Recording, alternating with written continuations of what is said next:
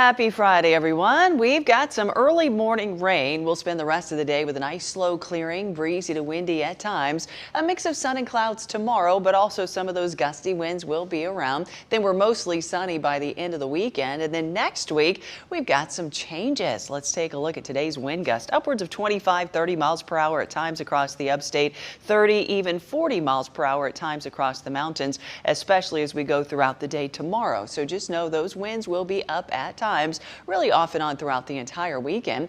Very early this morning, 4:30. Look at the rainfall. We've got a cold front coming through. It's still way back here, though. It'll come through later today. So let's take a look at the timing. Mid-morning, we'll start to see all that rain get out of here, and by 2, 3, 4 o'clock this afternoon, we should all be experiencing some sunshine. Heading into tomorrow, here we go. You might see a few flurries flying around in higher elevations in the mountains, and then maybe 1 or 2 showers across the upstate, but it'll be the kind of weather that really most of us won't even know that shower is happening. So tomorrow, really, I think most of us will stay dry. How about wall-to-wall sun on Sunday? It's going to be a beautiful day across the area and across the region. We'll start to see our clouds kind of coming and going with a couple sprinkles around the area on Monday, a couple stray showers on Tuesday, and possibly Wednesday night ahead of a cold front. Now, Monday, Tuesday, Wednesday of next week, it's going to be warm. Highs will be close to 70.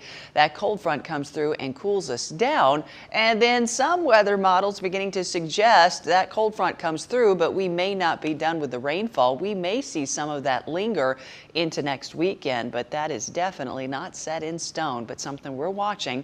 In the meantime, today, mid-60s. Look at that.